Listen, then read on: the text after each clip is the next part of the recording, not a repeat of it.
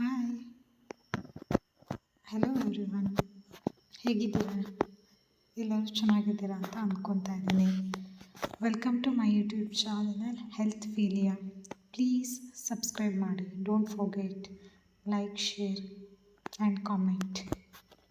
Okay, today's topic is hypertension. ಎಲ್ಲ ಕೇಳಿರ್ತೀರ, B P ಜಾಸ್ತಿ ಆಗಿದೆ, ಬಿ ಪಿ ಕಡಿಮೆ ಆಗಿದೆ ಅಂತ ಯೂಶ್ವಲಿ ಜನ ಹೇಳ್ತಾನೆ ಇರ್ತಾರೆ. ಸೊ ಫಸ್ಟ್ ನಾವು ಏನು ನೋಡೋಣ ಅಂದರೆ, what is hypertension, meaning of hypertension we will see. Okay, hypertension, it is a condition in which the force of the blood against the artery wall is too high. ಹೇಗಂತ ಹೇಳಿದರೆ, ಇವಾಗ ಒಂದು pipe ಇರುತ್ತೆ, ಪೈಪಲ್ಲಿ regular size ಇದ್ದಾಗ ನೀರು ಕರೆಕ್ಟಾಗಿ ಬರುತ್ತೆ. ಅದೇ ಪೈಪ್ ಸಣ್ಣ ಆಯ್ತಂದರೆ ಫೋರ್ಸ್ ಜಾಸ್ತಿ ಇರುತ್ತೆ. ಸೊ ಯಾವಾಗ ನಮ್ಮ ಆರ್ಟರೀಸು ವಾಲು ಅಲ್ಲಿ ಪ್ರೆಷರ್ ಬಿಲ್ಡ್ ಆಗುತ್ತೋ ಆವಾಗ ನಮಗೆ ಹೈಪರ್ ಟೆನ್ಷನ್ ಬರುತ್ತೆ. ಜಸ್ಟ್ ರಿಮೆಂಬರ್ ಪೈಪ್ ಥಿಂಗ್ನ. ಪೈಪ್ ಚಿಕ್ಕ ಇದ್ದರೆ ಫೋರ್ಸ್ ಜಾಸ್ತಿ ಇರುತ್ತೆ, like that. Okay, usually hypertension is defined as blood pressure above 140/90 and is considered as severe if the pressure is above 180/120. Hypertension ಅಂತ ನಾವು ಯಾವಾಗ consider ಮಾಡ್ತೀವಿ ಅಂದರೆ 140/90 ರೀಡಿಂಗ್ ಬರ್ತಾ ಇದೆ ಅಂದರೆ that is called hypertension. But ನಾವು first time ಬಂದಿದ್ದಾರೆ, ಫಸ್ಟ್ ಟೈಮ್ ಚೆಕ್ ಮಾಡಿದ ತಕ್ಷಣ 140/90 ಇದ್ದರೆ ನಾವು ಅದನ್ನ ಹೈಪರ್ ಟೆನ್ಷನ್ ಅಂತ ಹೇಳಲ್ಲ. We will check for 3 more times. Okay, usually in the morning 3 times patient should be at the rest position. Okay, ಆ ಪೊಸಿಷನ್ ಇದ್ದಾಗ 3 ಕಾನ್ಸಿಕ್ಯೂಟಿವ್ ರೀಡಿಂಗ್ಸು 140/90 ಇದೆ ಅಂದರೆ we will consider this as hypertensive patient ಅಂತ. But if B P is 180/120 ಇದೆ ಅಂದರೆ ಅದನ್ನ ನಾವು severe ಅಂತ ಹೇಳ್ತೀವಿ. ಸೊ ನಾವು V will C how the stages. Normal is 120/80 normal blood pressure, but it may varies according to the age. So as the age increases, blood pressure will be high. Okay, first one is normal is 120/80 mm of Hg. Pre-hypertension, that means patient is now in the border to get hypertension, that is 120 to 139 systolic pressure. Diastolic pressure is 80 to 89. Next one is hypertension stage 1. Stage 1 means 140 to 159, 90/99. This one is called stage 1. Then stage 2 is 160 plus, diastolic is 100 plus. Then stage 3, that is severe, 180 plus, diastolic is 110 plus ಇದ್ದರೆ ಅದನ್ನು ನಾವು severe ಅಂತ ಹೇಳ್ತೀವಿ. Next incidence. ಯಾಕೆ ಇದು ಎಷ್ಟು ಇದೆ ನಮ್ಮ ದೇಶದಲ್ಲಿ ಅಂತ ಹೇಳಿದರೆ, in India nationally more than 1 in 4 people have hypertension. Means ನಾವು 4 ಜನ ಇದ್ದೀವಿ ಅಂದರೆ ಅಡಲ್ಟ್ಸ್ ಎಬೋವ್ 30 years, 4 ಜನದಲ್ಲಿ ಒಬ್ಬರಿಗೆ ಹೈಪರ್ ಟೆನ್ಷನ್ ಇದೆ ಅಂತ ಕ್ಯುಮ್ಯುಲೇಟಿವ್ಲಿ ಹೇಳ್ತಾರೆ. More than 90% of the adults with hypertension are either undiagnosed, untreated or treated but with uncontrolled hypertension. 90% of ಅಡಲ್ಟ್ಸಲ್ಲಿ ಹೇಗಿದೆ ಅಂದರೆ, ಕೆಲವರು ಅನ್ಡಯಾಗ್ನೋಸ್ ಆಗಿಲ್ಲ ಅಂದರೆ ಅವರು ಟೆಸ್ಟೇ ಮಾಡಿಸ್ಕೊಳ್ಳಲ್ಲ. ಕೆಲವ್ರು ನೋಡ್ಬೋದು, ನನಗೆ ಬಿ ಪಿ ಇಲ್ಲಪ್ಪ, ನನಗೇನೂ ಆಗೋಲ್ಲ ಅನ್ನೋರು ಇನ್ನೂ ಇದ್ದಾರೆ. ಸೊ ಅಂಥವ್ರು ಸ್ವಲ್ಪ ಜನ. ಅನ್ಟ್ರೀಟೆಡ್, ಕೆಲವ್ರಿಗೆ ಗೊತ್ತಿರುತ್ತೆ ನನಗೆ ಬಿ ಪಿ ಇದೆ ಅಂತ, ಬಟ್ ಟ್ರೀಟ್ಮೆಂಟ್ ತೊಗೊಳ್ಳಲ್ಲ. ಯಾಕಂದರೆ ಈ ಟ್ರೀಟ್ಮೆಂಟ್ ಎಲ್ಲ ತೊಗೊಂಡ್ರೆ ಲೈಫ್ ಲಾಂಗ್ ತೊಗೋಬೇಕು, ಏನೂ ಯೂಸ್ ಇಲ್ಲ, ನನಗೆ ಗೊತ್ತು ಹೇಗೆ ಇದನ್ನ ಕಂಟ್ರೋಲ್ ಮಾಡ್ಕೋಬೇಕು ಅನ್ನೋರು ತುಂಬ ಜನ. ಕೆಲವ್ರಿಗೆ ಟ್ರೀಟ್ ಮಾಡಿರ್ತಾರೆ ಬಟ್ ಕಂಟ್ರೋಲ್ ಆಗೋಲ್ಲ. ಮೇ ಬಿ ಸೆವರಲ್ ಫ್ಯಾಕ್ಟರ್ಸ್ ಇದ್ದಾವೆ, ನೆಕ್ಸ್ಟ್ ಹೇಳ್ತೀವಿ ಅದು ಯಾವ್ಯಾವುದು ಅಂತ ಹೇಳಿ. ಅದು ಅನ್ಕಂಟ್ರೋಲ್ಡ್ ಇರುತ್ತೆ. Half of the adults are affected. ಇವಾಗ ಒಂದು 100 ಅಡಲ್ಟ್ಸ್ ಇದ್ದಾರೆ ಅಂದರೆ ಅದ್ರಲ್ಲಿ 50 ಜನಕ್ಕೆ ಹೈಪರ್ ಟೆನ್ಷನ್ ಇದೆ. ಆದರೆ ನಾವು ಡಯಾಗ್ನೋಸ್ ಮಾಡ್ತಾ ಇಲ್ಲ, ಐ ಮೀನ್ ಅವ್ರು ಬಂದು ಟೆಸ್ಟ್ ಮಾಡಿಸ್ಕೊತಾ ಇಲ್ಲ ಕೆಲವರು. ಆ ಥರ ಇರೋದ್ರಿಂದ ನಮಗೆ ಸಿಗ್ತಾ ಇಲ್ಲ. ಬಿಟ್ಟರೆ 50% of the people are having ನಾವು hypertension, that too above 30 years. ಸಿ ಡಯಾಗ್ನೋಸ್ಡ್ ಎಷ್ಟು ಜನ ಇದ್ದಾರೆ ಅಂದರೆ ನಮ್ಮ ಇಂಡಿಯಾದಲ್ಲಿ ಜಸ್ಟ್ 37% ಅಷ್ಟೇ. ಟ್ರೀಟೆಡ್ 30%, ಕಂಟ್ರೋಲ್ಡ್ 15%, ಹಾಫಿಗೆ ರೆಡ್ಯೂಸ್ ಆಗ್ತಾ ಇದೆ. ಸೊ ಅದರಿಂದ ನಾವು ಡಯಾಗ್ನೋಸಿಸ್ ಇಲ್ಲಿ ತುಂಬ ಇಂಪಾರ್ಟೆಂಟ್ ಆಗುತ್ತೆ. Next types of hypertension. ಹೈಪರ್ ಟೆನ್ಷನ್ನ ಯಾವ ಥರ ಕ್ಲಾಸಿಫೈ ಮಾಡ್ತೀವಿ ಅಂದರೆ, ಅದು ಹೇಗೆ ಬಂದಿದೆ ಮತ್ತು ಸಿಸ್ಟೋಲಿಕ್ ಮತ್ತು ಡಯಾಸ್ಟೋಲಿಕ್ ಪ್ರೆಷರ್ ಮೇಲೂ ಕನ್ಸಿಡರ್ ಮಾಡ್ತೀವಿ. First one is systolic hypertension. If systolic pressure is more than 140 ಇದ್ದರೆ ಅದನ್ನ ಸಿಸ್ಟೋಲಿಕ್ ಹೈಪರ್ ಟೆನ್ಷನ್ ಅಂತ ಹೇಳ್ತೀವಿ. Diastolic hypertension, if diastolic pressure is more than 90 ಇದ್ದರೆ that is diastolic hypertension. Primary hypertension that means hypertension with no associated disease condition. ಇವಾಗ ನಾವು ನೋಡ್ಬೋದು ಕೆಲವರಿಗೆ hypertension ಇರುತ್ತೆ ಬಟ್ ಸ್ಟ್ರೋಕ್ ಆಗಿರುತ್ತೆ, ಕಾರ್ಡಿಯಾಕ್ ಪ್ರಾಬ್ಲಮ್ಸ್ ಆಗಿರುತ್ತೆ. ಆ ಥರ ಏನೂ ಪ್ರಾಬ್ಲಮ್ ಇಲ್ಲ, ಓನ್ಲಿ ಅವ್ರಿಗೆ ಬಿ ಪಿ ಜಾಸ್ತಿ ಇದೆ ಅಥವಾ ಬ್ಲಡ್ ಪ್ರೆಷರ್ ಇನ್ಕ್ರೀಸ್ ಆಗಿದೆ ಅಂತ ಹೇಳಿದ್ರೆ ಅವ್ರಿಗೆ ನಾವು ಪ್ರೈಮರಿ ಹೈಪರ್ಟೆನ್ಷನ್ ಅಂತ ಹೇಳ್ತೀವಿ. ಸೆಕೆಂಡರಿ ಹೈಪರ್ಟೆನ್ಷನ್ ಅಂದರೆ hypertension with associated diseases like stroke ಅಥವಾ ಕಾರ್ಡಿಯಾಕ್ ಪ್ರಾಬ್ಲಮ್ಸ್ ಆ ಥರ ಏನಾದ್ರು ಇದೆ ಅಂದರೆ ಅದನ್ನು ನಾವು ಸೆಕೆಂಡರಿ ಹೈಪರ್ಟೆನ್ಷನ್ ಅಂತ ಹೇಳ್ತೀವಿ. Next causes. First foremost is unknown. Okay, ಕೆಲವ್ರಿಗೆ ಹೇಗೆ ಬರುತ್ತೆ ಅಂತ ಎಲ್ಲದನ್ನೂ ಹೇಳೋದಕ್ಕಾಗಲ್ಲ. So it given as unknown, but most of them are known, but we will give it as unknown. ಇದರಲ್ಲಿ ಎರಡು ಥರ ಕಾಸಸ್ ಇದೆ. ಒಂದು ನಾನ್ ಮಾಡಿಫೈಯಬಲ್, ಇನ್ನೊಂದು ಮಾಡಿಫೈಯಬಲ್. ನಾನ್ ಮಾಡಿಫೈಯಬಲ್ ಅಂದರೆ ಅವ್ರಿಗೆ ಬೈ ಬರ್ತ್ ಬಂದಿರುತ್ತೆ, ಅದನ್ನೆಲ್ಲ ನಾವು ಚೇಂಜ್ ಮಾಡೋದಕ್ಕಾಗಲ್ಲ. ಅದರಲ್ಲಿ first one is age. Above 50 years ಆದಮೇಲೆ, 50 ವರ್ಷ ಆದಮೇಲೆ ಆಲ್ಮೋಸ್ಟ್ ಎಲ್ಲರೂ ಇವಾಗ ಹೈಪರ್ ಟೆನ್ಷನ್ಗೆ ಹೋಗ್ತಾ ಇದ್ದಾರೆ. ಬಿಕಾಸ್ ಆಫ್ ಫುಡ್ ಇರ್ಬೋದು ಅಥವಾ ಎನ್ವೈರನ್ಮೆಂಟ್ ಇರ್ಬೋದು, ಎಲ್ಲ ಚೇಂಜ್ ಆಗ್ತಾಯಿದೆ. ಸೊ ಆದ್ದರಿಂದ 50 ವರ್ಷ ಆದಮೇಲೆ ಹೈಪರ್ ಟೆನ್ಷನ್ ಬರೋ ಚಾನ್ಸಸ್ ಹೈ. ಅದನ್ನ ನಾವು ಚೇಂಜ್ ಮಾಡೋಕ್ಕಾಗಲ್ಲ. ಫ್ಯಾಮಿಲಿ ಹಿಸ್ಟ್ರಿ ಅಂದರೆ ಇವಾಗ ನಿಮ್ಮ ಮನೇಲಿ ನಿಮ್ಮ ಅಪ್ಪನಿಗೋ ಅಥವಾ ನಿಮ್ಮ ತಾತನಿಗೋ, ನಿಮ್ಮ ಫ್ಯಾಮಿಲಿಲಿ ಯಾರಿಗಾದರೂ ಹೈಪರ್ ಟೆನ್ಷನ್ ಇದೆ ಅಂದರೆ ಅದು ನಿಮಗೆ ಬರೋ ಚಾನ್ಸಸ್ ಹೈ ಇದೆ ಅಂತ. ರೇಸಸ್ ಅಂದರೆ ಇವಾಗ ಬ್ಲ್ಯಾಕ್ ರೇಸಸ್ ಪೀಪಲ್ಗೆ more risk than white people. ಅಂದರೆ US UK ಇರೋದಕ್ಕಿಂತ ಇಂಡಿಯಾದಲ್ಲಿರೋರಿಗೆ ಜಾಸ್ತಿ ಜನಕ್ಕೆ ಹೈಪರ್ ಟೆನ್ಷನ್ ಬರ್ತಾ ಇರೋದು.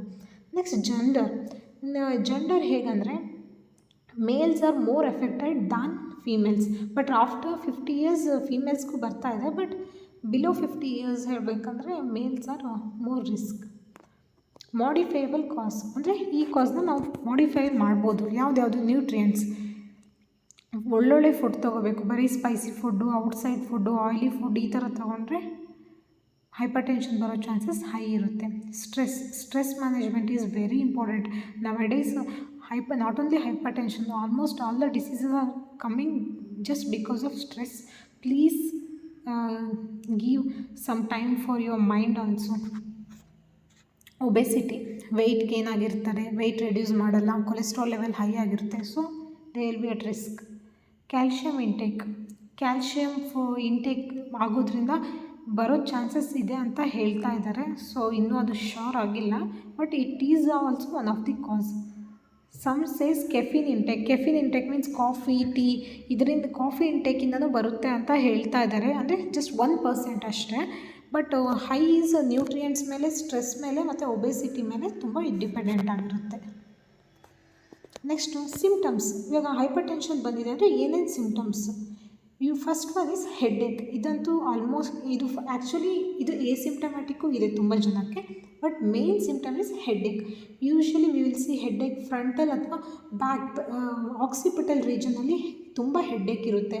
ಆಮೇಲೆ ಒಂಥರ ಜುಮ್ ಅನ್ನೋದು ತಲೆ, ಆ ಥರ ಏನಾದ್ರು ಆಗ್ತಾಯಿದೆ. ಯೂಶ್ವಲಿ ಮಾರ್ನಿಂಗ್ ಟೈಮಲ್ಲಿ ಬೆಳಗ್ಗೆ ಎದ್ದ ತಕ್ಷಣ ಸಡನ್ನಾಗಿ ಮಂಜು ಬರೋದು ಅಥವಾ ತಲೆನೋವು ಬರೋದು, ತಲೆ ಸುತ್ತು ಬರೋದು, ಕನ್ಫ್ಯೂಷನ್ ಆಗೋದು, ಅಥವಾ ವಿಷನ್ನು ಕಣ್ಣು ಸ್ವಲ್ಪ ಬ್ಲರ್ ಅನಿಸ್ತಾ ಇದೆ, ಉಸಿರಾಡೋಕ್ಕೆ ತೊಂದರೆ ಆಗ್ತಾಯಿದೆ, ಎದೆ ಹತ್ರ ನೋವು ಬರ್ತಾ ಇದೆ, ಅಥವಾ ಸಣ್ಣ ಉಸಿರು ತೊಗೊತಾ ಇರ್ತಾರೆ, ಸ್ವಲ್ಪ ಸೌಂಡ್ ಬರ್ತಾ ಇರುತ್ತೆ, ಅಥವಾ ವೊಮಿಟ್ ಆಗ್ತಾಯಿದೆ, ನಾಸಿಯಾ ಫೀಲ್ ಇದೆ, ರೆಡ್ಯೂಸ್ಡ್ ಯೂರಿನೇಷನ್, ಕೆಲವ್ರಿಗೆ ಪೀಡಲ್ ಎಡಿಮಾನೂ ಇರುತ್ತೆ, ಅಂದರೆ ಕಾಲು ಊತ ಬರೋದು. ಸೊ ಈ ಥರ ಎಲ್ಲ ಇದೆ ಅಂದರೆ ಹೈಪರ್ ಟೆನ್ಷನ್ ಸ್ಟಾರ್ಟ್ ಆಗಿದೆ ಅಂತ. First foremost is headache, dizziness, blurred vision, confusion ಇದೆ ಅಂದರೆ ಪ್ಲೀಸ್ ಹೋಗಿ ಫಸ್ಟ್ ನೀವು ಮಾಡಬೇಕಾಗಿರೋದೇ ಒಂದು BP ಟೆಸ್ಟ್ ಮಾಡಿಸಿ ಅಷ್ಟೇ. ಗೊತ್ತಾಗುತ್ತೆ ನಿಮ್ಗೆ ಕನ್ಫರ್ಮೇಷನ್ಗೆ. ಜಸ್ಟ್ ಒಂದು ಬ್ಲಡ್ ಪ್ರೆಷರ್ ಟೆಸ್ಟ್ನ ಅಲ್ಲೇ ಗೌರ್ಮೆಂಟ್ ಹಾಸ್ಪಿಟಲ್ಸ್ ನಿಯರ್ ಬೈ ಇದ್ದೇ ಇರುತ್ತೆ, ಇಲ್ಲ ಹೆಲ್ತ್ ಆ್ಯಂಡ್ ವೆಲ್ನೆಸ್ ಸೆಂಟರ್ಸ್ ಅಂತ ಸಬ್ ಸೆಂಟರ್ ಅಂತ ಹೇಳಿರುತ್ತೆ, ಅಲ್ಲಾದರೂ ಹೋಗಿ ತೋರಿಸ್ಕೊಳ್ಳಿ. Next diagnosis. ಓಕೆ, ಹೇಗೆ ಕಂಡುಹಿಡಿತೀರಾ? ನಿಮ್ಗೆ ಈ ಥರ ಸಿಮ್ಟಮ್ಸ್ ಬರ್ತಾ ಇದೆ ಅಂದರೆ ಓಕೆ ನೀವು ಟೆಸ್ಟ್ ಮಾಡ್ಕೊತೀರಾ. ಸಿಮ್ಟಮ್ಸ್ ಬಂದಿಲ್ಲ ಅಂದರೆ ಅದಕ್ಕೆ ಇವಾಗ ಏನಾಗಿದೆ ಅಂದರೆ ನಾನ್ ಕಮ್ಯುನಿಕೇಬಲ್ ಡಿಸೀಸ್ ಅಂಡರಲ್ಲಿ above 30 years everybody should screen. Yearly once ನೀವು ಆ್ಯಕ್ಚುಲಿ 6 ಮಂತ್ಸ್ ಒನ್ಸ್ ನೀವು ಹೈಪರ್ ಟೆನ್ಷನ್ ಚೆಕ್ ಮಾಡಿಸ್ಬೇಕು. ಬಟ್ ನಮ್ಮಲ್ಲಿ ತುಂಬ ಜನ ಬ್ಯುಸಿ ಇರ್ತಾರೆ, ಏನು ಹೆಲ್ತ್ ಬಗ್ಗೆ ಅಷ್ಟು ಕೇರ್ ತಗೊಳ್ಳಲ್ಲ. Because for them work is important. So please at least yearly once ನೀವು ನಿಮ್ಮ ಬ್ಲಡ್ ಪ್ರೆಷರ್ನ ಚೆಕ್ ಮಾಡಿಸ್ಕೊತಾ ಇರಿ. So you will be knowing whether it is increasing or decreasing or it is maintaining like that. So ನಾವು first ನೋಡಿದ ತಕ್ಷಣ ಯಾವತ್ತೂ hyper tension ಅಂತ ಡಯಾಗ್ನೋಸ್ ಮಾಡೋ ಹಾಗಿಲ್ಲ. 3 times consecutive days or alternative ಡೇಸ್ನ ನಾವು ನೋಡಬೇಕು. ಯೂಶ್ವಲಿ ಇನ್ ದ ಮಾರ್ನಿಂಗ್ ನೋಡಬೇಕಾದ್ರೆ ಪೇಷಂಟು ರಿಲ್ಯಾಕ್ಸ್ ಆಗಿರಬೇಕು. 15 ಮಿನಿಟ್ಸ್ ಬಿಫೋರೇ ಆ್ಯನ್ಸೈಟಿ ಸ್ಟ್ರೆಸ್ಸಲ್ಲಿ ಏನೂ ಇರಬಾರ್ದು, ಅವ್ರಿಗೆ ರಿಲ್ಯಾಕ್ಸ್ ಆಗಿರೋಕ್ಕೆ ಹೇಳಬೇಕು. ಮತ್ತು ಕಾಲನ್ನ ನೀಟಾಗಿ ಆರಾಮಾಗಿ ಇಟ್ಕೊಂಡಿರಬೇಕು. ಪ್ರೊಸೀಜರ್ಸ್ ಇದೆ, ಅದನ್ನ ಚೆಕ್ ಮಾಡಿ ಅದೇ ರೀತಿಲಿ ಚೆಕ್ ಮಾಡಿಬಿಟ್ಟು ಬೋತ್ ಆರ್ಮ್ಸ್ಗೂ ಚೆಕ್ ಮಾಡಿಬಿಟ್ಟು ಯಾವ ಆರ್ಮಲ್ಲಿ ಹೈ ಇದೆಯೋ ಆ ಆರ್ಮ್ದು ಬ್ಲಡ್ ಪ್ರೆಷರ್ನ ನೋಟ್ ಡೌನ್ ಮಾಡ್ಕೋಬೇಕು. ನೆಕ್ಸ್ಟ್ ಒನ್ ಈಸ್ ECG ಮಾಡ್ತಾರೆ higher ಸೆಂಟರ್ಸಲ್ಲಿ.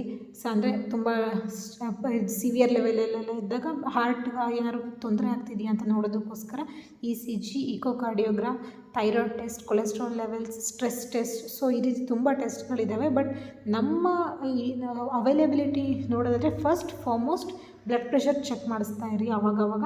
In case of headache symptom ಇದೆ ಅಂದರೆ ದಯವಿಟ್ಟು ಹೋಗಿ ಚೆಕ್ ಮಾಡಿಸಿ. ನೆಕ್ಸ್ಟ್ ಒನ್ ಈಸ್ ಟ್ರೀಟ್ಮೆಂಟ್ ಹೇಗಂತ ಹೇಳಿದ್ರೆ ಫಸ್ಟ್ ಇವಾಗ 3 ಕಾನ್ಸಿಕ್ಯೂಟಿವ್ ನೋಡ್ತೀವಿ ಹಾಗೂ BP ಹೈ ಇದೆ, ಅವ್ರಿಗೆ ವಿತ್ ಸಿಮ್ಟಮ್ಸ್ ಇದೆ ಅಂದರೆ first you prescribe amlodipine 5 mg. Next ಬರ್ತಾರೆ 30 ಡೇಸ್ ಬಿಟ್ಟು ಇನ್ನೂ ಕಂಟ್ರೋಲ್ ಆಗಿಲ್ಲ ಅಂದರೆ increase amlodipine to 10 mg. After 30 days ಮತ್ತೆ BP ಚೆಕ್ ಮಾಡಬೇಕು. If still it's high telmisartan 40 mg ಕೊಡಬೇಕು. After 30 days measure BP again. If it's increasing telmisartan 80 mg. So ಮತ್ತೆ 30 days ಬಿಟ್ಟು ಬರ್ತಾರೆ, again it's still high, add chlorthalidone 6.25 mgನ add ಮಾಡಬೇಕು. ಮತ್ತೆ ಬರ್ತಾರೆ ಇನ್ನು 30 ಡೇಸ್ ಬಿಟ್ಟು ಮತ್ತೆ ಹೈ ಇದೆ ಅಂದರೆ ಯೂಶ್ವಲಿ ಕಂಟ್ರೋಲ್ ಆಗುತ್ತೆ ಟೆಲ್ಮಿಸಾಟನ್ಗೆ, ಬಟ್ ಸರ್ಟನ್ ಕೇಸಸಲ್ಲಿ ಆಗಲ್ಲ, ಆವಾಗ 12.5 mg ಕ್ಲೋರೋಥೈಲಿಡೋನ್ ಕೊಡಬೇಕು. ಸೊ ಇದು ಆಗಿ ಆಫ್ಟರ್ 30 ಡೇಸ್ ಆಗಿಬಿಟ್ಟು ಸ್ಟಿಲ್ ಅವ್ರು ಬರ್ತಾ ಇದ್ದಾರೆ ಅಂದರೆ ಅವ್ರನ್ನ ಹೈಯರ್ ಸೆಂಟರ್ಗೆ ರೆಫರ್ ಮಾಡಿ. Life style modification. ಓಕೆ, ಇವಾಗ ನಾವು ಇದೆಲ್ಲ ಕಾಸಸ್ಸು ಡಿಸೀಸಸ್ ಎಲ್ಲ ಡಯಾಗ್ನೋಸಿಸ್ ಎಲ್ಲ ನೋಡಿದ್ವಿ. ಇವಾಗ ಹೇಗೆ ಇದನ್ನ ಪ್ರಿವೆಂಟ್ ಮಾಡೋದು ಅಂತ ಅಂದರೆ ಬರದೇ ಇರೋ ಥರ ಹೇಗೆ ತಡೆಯೋದು, ನಾವು ನಮ್ಮ ಲೈಫ್ ಸ್ಟೈಲ್ ಮಾಡಿಫಿಕೇಷನಿಂದನೇ ಇದನ್ನ ಕಂಟ್ರೋಲ್ ಮಾಡ್ಬೋದು. First one is lose weight. Please have a check on your weight. BMI ಅಂತ ಇದೆ, ಬೇಸಲ್ ಮೆಟಬಾಲಿಕ್ ಇಂಡೆಕ್ಸ್ ಅಂತ. ಅದರಲ್ಲಿ ವೆಯ್ಟ್ ಬೈ ಹೈಟ್ ಸ್ಕ್ವೇರ್ ಹಾಕಿ ನಿಮ್ಮ ಏಜ್ಗೆ ತಕ್ಕ ಹಾಗೆ ಇಂತಿಷ್ಟು BMI ಇರಬೇಕಂತ ಇದೆ. ಇನ್ ಕೇಸ್ BMI ಜಾಸ್ತಿ ಆಗಿದೆ ಅಂದರೆ please lose weight. Next one is manage stress. ನಾನು ಮುಂಚೆ ಹೇಳ್ದಂಗೆ stress management is very important. ಇವಾಗ ಎಲ್ಲ ಕಡೆನೂ ಸ್ಟ್ರೆಸ್ ಇದ್ದೇ ಇದೆ. ಮನೆ ಆಗಿರ್ಬೋದು, ಫ್ಯಾಮಿಲಿ ಆಗಿರ್ಬೋದು, ಫಿನಾನ್ಷಿಯಲ್ ಆಗಿರ್ಬೋದು, ಆಕ್ಯುಪೇಷನಲ್ ಅಂತೂ ಹೆವಿ ಇದೆ. Even I have.